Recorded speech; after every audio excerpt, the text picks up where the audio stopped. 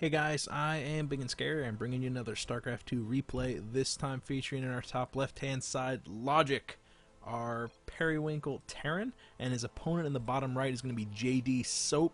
He is our Teal Terran. Both players are in Masters League. This is on the EU server. I'm assuming that since their colors are so weird, this isn't exactly on the ladder. However, because they're so incredibly tight on the ladder, like within a couple of points of each other, like mid-masters, that these people are probably some sparring partners. They're probably very familiar with the other person's playstyle, and that's an excellent way to improve your ladder skills, is by versing somebody who knows your build and can kind of counter against it. You're like, hey man, I have had a really hard time holding off 10 pools lately. Could you play as Zerg and just 10 pool me over and over and over again, so that I know how to deal with that with the build that I like to progress down. So this is totally a hallmark of a great player, is having somebody to play against, just to help you through some of the harder aspects of pretty much any matchup. It doesn't really matter if you have one of every race. You can kind of off race, especially if it's a specific timing that you're dealing with, and both players are going to benefit pretty exceptionally from that. So I highly recommend having that. JDSoap is moving out his first SCV just to see exactly what Logic is going to do. Belshir Vestige is our map, huge map, and it's pretty easy to take your natural and to hold it, even though you have a bit wider of a map than normal. With Terran, one well-placed bunker can really shut down pretty much anything. Reapers are pretty useful in being able to hop up, but they're limited in the areas that they can hop up. Traditionally, you'll see them try to take advantage of this, but in more recent times, this little gap has really played a larger portion, because you'll be able to sneak around the Vespene geysers and then hop up over here. Protoss Mothership Core has a hard time dealing with that, just because there are a couple of different areas that Reaper can come in. I'm surprised at how effective those Reapers are with scouting. However, JDSoap Scout, he gets in there just to see exactly what's going on. Sees that the geyser has gone up. Both players are actually mining that gas. Both players are pretty much right on top of each other with that barracks first, probably looking like they're going for an expand. Both players well over 200 minerals, making motions like they want to throw down that CC after barracks. So no big deal. No big deal. Like I said, it's a big map. You've got all the time in the world to get out the tech that you need, and since they're both starting up on that gas, we can expect to see an add-on being thrown down once that second Marine pops out, and there he goes. No rally. Why does JDSoap need rallies? He doesn't. He doesn't need it at all. He knows exactly what's going on from his opponent's side of things. He saw the gas, he saw the racks, doesn't suspect any sort of proxy timing at all. We can see both players are throwing down their CCs, a little bit of a defensive positioning for Logic, but JDSoap, seeing that there's no motions being made from Logic like he wants to be aggressive, he doesn't need to worry about that at all. And yeah, Logic saw the gas too, so he knows that there's not going to be some sort of super aggressive cheese or anything like that. Factory going down too, with a reactor right on top of it, probably going to produce a couple of Hellions, maybe some Hellbats, or we could see some Widow Mines. Remember, Widow Mines have become a hell of a lot more popular as of late, just because of the relative nerf to the Hellbats.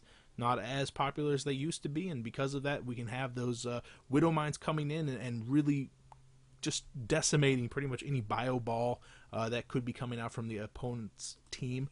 Also, keep that in mind that those Widow Mines are excellent for defense. You position them in one little corner and you can really shut down those devastating drops later on, maybe from those Hellbats. Oh wow, Starport being thrown down from JDSoap, and that's actually pretty cool. With a tech lab going on the factory, it is probable that we're going to see a Banshee opening, and this is something I totally forgot about that last round of upgrades.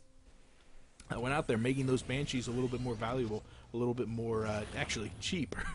The cloak upgrade is cheaper, significantly so you can actually get it out much faster than you used to be able to.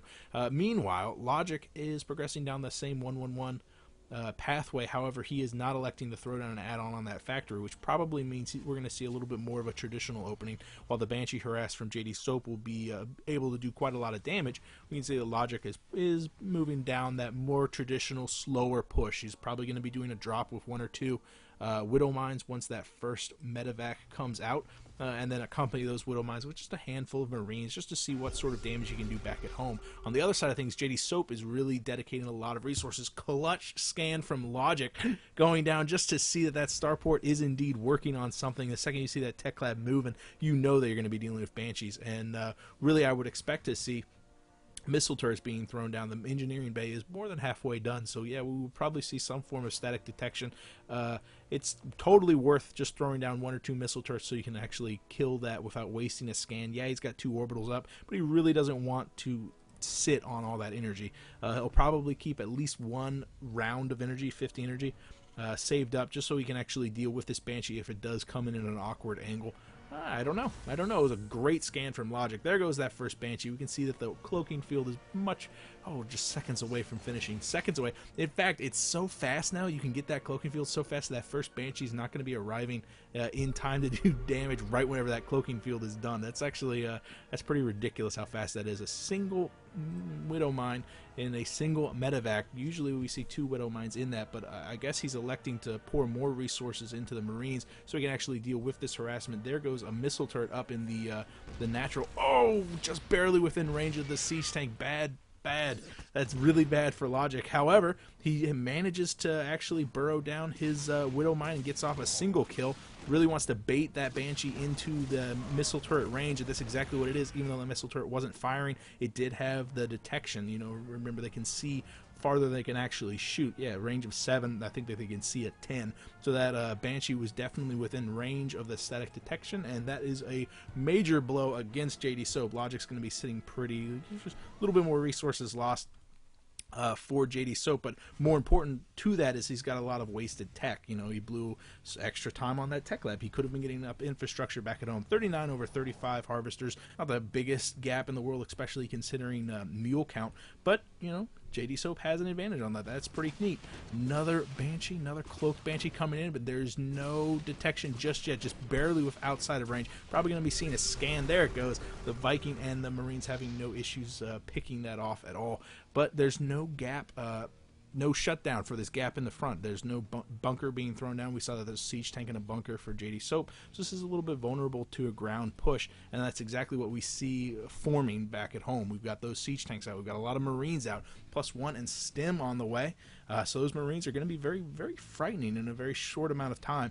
And Logic doesn't have a huge army back at home. And look at that, a single siege tank, a round of Marines, a single medevac. We see something that's twice as powerful. Could be moving out from JDSoap in just a matter of seconds. But don't discount how important this is right here. Getting out a Viking as well as a medevac. Yeah, the Viking was there strictly for those Banshees, but now that he's got it, he'll be able to take air superiority, and because of that, his siege tank's going to be a hell of a lot more cost-effective in the coming fight. He won't have to blow a scan just to have your siege tanks firing at maximum range. You can just fly your Viking out there and take care of any of those medevacs too. So it's very important to have control of that airspace. And yeah, with 2 Vikings coming out of the starport with the reactor, that I think Logic... No, that's for JDSoap. JDSoap agrees with me. He's got to take that air back. He needs to, you have to weigh which one's more important. Having those medevacs out there to make your Marines incredibly cost effective, or having the Vikings out there to make your siege tanks more cost effective. It is 6 in one hand, half dozen to the other, and that's one of the reasons why Widow Mines are very powerful, is because you don't need those Vikings to support them. Those Widow Mines allow your Marines to push out and then bait back, and it's a little bit of a cat and mouse game going on, actually, with those Vikings really want to deal with the Vikings from Logic before JDSoap takes to the field, and he's actually electing to take his own third. We can see that JDSoap has quite a lot of money and is electing to spin that down in the form of infrastructure rather in the form of some sort of aggressive push. 1-1's going to be finishing for JDSoap in just a couple of seconds. Stim is already done. Actually, Stim is totally done, right? Yeah, Stim is done. And we don't see combat shields coming out just yet. A little bit of a back and forth here. It looks like a siege tank was caught unprepared, but the 2 Vikings from JDSoap is going to fire down any form of air superiority from Logic as he begins to retreat. And this is what I'm talking about. Now that the air superiority has been taken, he's got the Zelnaga watchtower. His siege tanks are totally going to outrange Logic's, and Logic was throwing down a scan, forced to blow a scan just to make it so his siege tanks could continue firing on the siege tanks in that area. It looks like JDSoap is going to be moving out with a drop into the top right hand side, expecting a third to be there. Yeah, that's exactly where he's going, but instead the third is being taken here, making it an orbital command. Probably a good decision on that one. You really need to be able to power out a bunch of minerals, and also the ability to lift it off cannot be discounted, because usually these Marine and siege tank pushes, which we can see that both players are kind of favoring right now, that's a rather slow push. So you usually have time in order to evacuate that area, and that's not something that's afforded to you by the planetary fortress. However, you get to kill stuff with the planetary fortress, so that's cool too. Drop going off into the natural. It looks like Logic's way, way, way far away for this. Oh no! But electing to drop the Marines within range of the missile turret. Here comes the push from Logic, retaking the high ground. Got to pull back these Marines, these Vikings and Medivacs, but there goes the siege tank, shelling down quite a lot of damage. At the same time, this entire SCV line has been devastated. 15 workers killed in the favor of JDSoap. That is brutal. 38 to 60 harvesters right now. JDSoap taking a decisive victory, not only in the enemy's mineral line, but also just outside of his own main base. So yeah, JDSoap taking a command of lead. Poor Logic, just really suffering 2 different blows, and only just now cleaning up that drop. So that is pretty brutal. However, Logic, his combat shields are done, and we still don't see that coming out of JDSoap. Which is unfortunate, which is definitely unfortunate. Whenever you're relying upon your Marines having the ability to shoot in there and actually break up the siege tank's lines, you really, really need those 10 extra hit points. So that's a bit of a misstep, especially now that he's starting on 2-2. I can't imagine that this is a purposeful skip. And poor JDSoap, like, when you forget an upgrade like that, it's not like with Zerglings, when you're like, man, my Zerglings are slow. Oh, cool. Double drop of the siege tanks. Oh no, but way within range of all these siege tanks. It does not look like Logic is going to succeed in being very cost effective, losing 2 of his siege tanks for the cost of just 1 from JDSoap. And man, look at this difference in the amount of supply. 150 over not even 100. Here comes another push from JDSoap, and we don't see any Vikings here at all. Now it's just pure Medivacs supporting this, and JDSoap unfortunately pushes down into the low ground before his siege tanks were sieged, really not leapfrogging them at all. And all of a sudden, Logic swings back with a major, major victory on his part. Resources last time pretty much neck and neck, and he's beginning to recover in the harvester count, 70 over 43. So yeah, if you take out the fact that the harvester count is so massively different, both of their supply counts are pretty much even. Their army count is going to be pretty much even. So Logic has bought himself a little bit time to get back into this game, but here comes another drop, and remember how incredibly successful JDSoap's initial drop was. This time, however, Logic is just barely within range. Here comes the stem from his combat shielded Marines, and they're going to totally clean that up, no problem at all. Hot pickup, but with only 2 Medivacs, how much damage can he possibly do, especially when considering he's within range of an armory. +1 vehicle weapons for both players. I'm surprised not to see Logic taking a 4th. That would be a really good way to get back into this game, but I don't know if JDSoap's going to hold off on this. Oh no, here comes the pincer attack. So many Marines from Logic, he's not going to have an issue with closing this down. Electing to split them while within range of the siege tanks. An interesting decision there, but it definitely pays off. Huge win for him. Now he's totally stabilized the supply count, and since he's back by 30 harvesters right now, that's a pretty significant supply lead he's got in the army count. Trying to repair that orbital. It does look like it's going to survive, only losing a handful of his SCVs, but he's up to a total of 33 workers killed, and if you look at that harvester count, that would totally put him in the lead, probably, all things considered. And he's really behind on the economy, but he's being so incredibly cost effective in the way he's trading. Cleaning up all those siege tanks was a major win, and it's definitely keeping Logic in this game. You know what else is keeping him in this game is the fact that there's no combat shields on these Marines. I'm going to harp on that for the day I die. Oh man, but Logic's really got to push back for this one. He's got to pull back, rather. Does not want to push into those 5 pre-sieged siege tanks. I don't care how well upgraded your Marines are, but the counter-aggression from Logic, JDSoap being just a little bit too frisky with his Marines, overextending outside of the range of his siege tank line. I'm pretty sure this 3rd is going to be pretty much impenetrable as long as those siege tanks remain there, but the 4th is a little bit exposed. It is, oh nice, good decision here by JDSoap to cancel that landing and move it off to the right side. I'm not 100% sure if he's aware that that orbital command was going over there, or if he's just poking up into that area. Siege tanks are going to be sieging. Logic is going to be taking a massive hit from all those siege tanks. I believe this entire army is just going to melt from Logic. He's not going to be able to clean up that whole siege tank line. Oh yeah, there goes the pickup, and he's retreating with pretty much all of his Medivacs alive, but very heavily damaged, and just losing so many of those Marines. 3-3 is going to be finishing in a second. No, just +3 Terran infantry weapons. And only for Logic right now. 2-2 is pretty much where JDSoap is stuck. Still no combat shields, though. Oh, man, that is absolutely brutal. Good infrastructure back at home. A single siege tank has been caught, and that is unfortunate because he could really use that extra siege tank, especially as JDSoap begins to push off into the top left-hand side. Both players are electing to take their force at pretty much the exact same time, but JDSoap's is already in orbital command, and he has that harvester lead, 72 over 48. Logic's still playing a very low econ game. Really nice pick off here from Logic, taking out 3 siege tanks in total. However, the counter aggression from JDSoap means that there's not a lot of standing army left for Logic. Only a handful of siege tanks, handful of marines, and if JDSoap wants to press this, I think that he could put some pressure on that fourth, because neither player really wants to push up into the other player's army.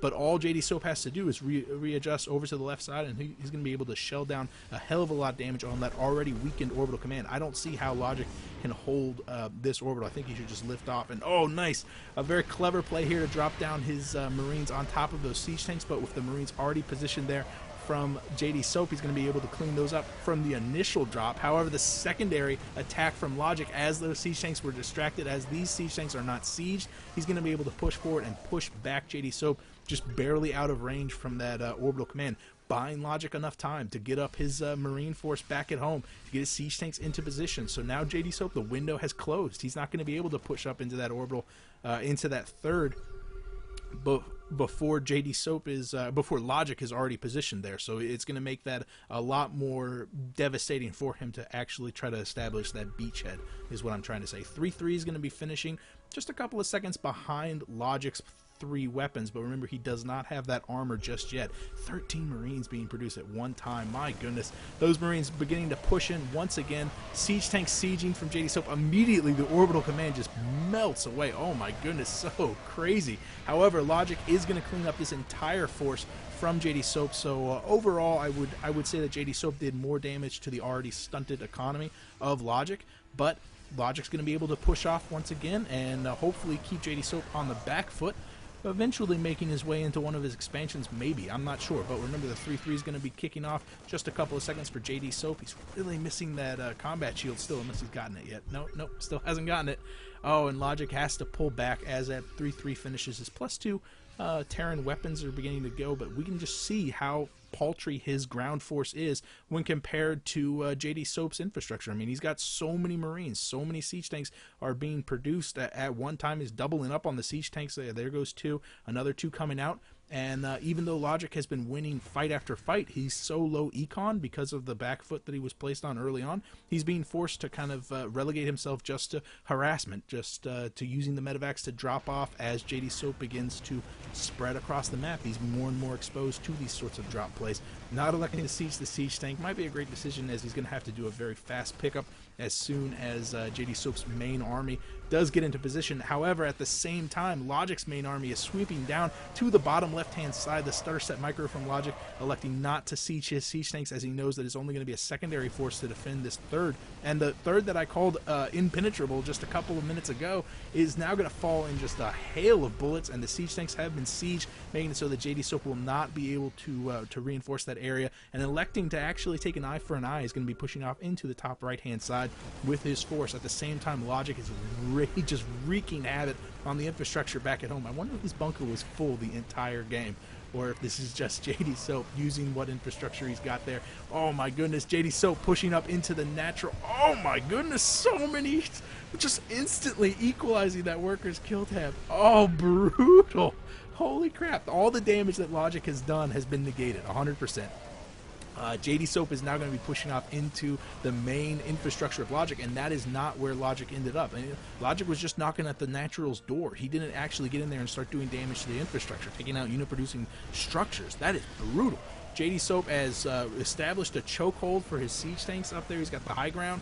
His Marines are definitely ready to rock and roll and are being incredibly cost-effective. However, Logic's main force that was afield moments ago has returned and is going to clean this up. But my goodness, so much damage. Harvester count is finally almost within just a couple of points of each other right now.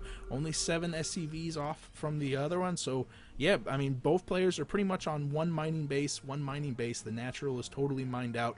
for JDSoap, as is his main, and his third went down completely. So we've got the fourth in the top right-hand side, a little bit oversaturated, and the third has been retaken, but is not resaturated. So both players are pretty much neck and neck on both the mineral income and the gas, and both feels like they could do the killing blow. And I think that Logic's going to be pushing down into the fourth, but oh no, he's going to get the flank. He's going to get the flank. Both players sieging up. Here comes the massive volley. Both players' infantries just melt away, and it's left just for the two siege tanks to hammer down on each other to see which one can be more cost effective. What upgrades are we on? 2-1 in the favor of Logic.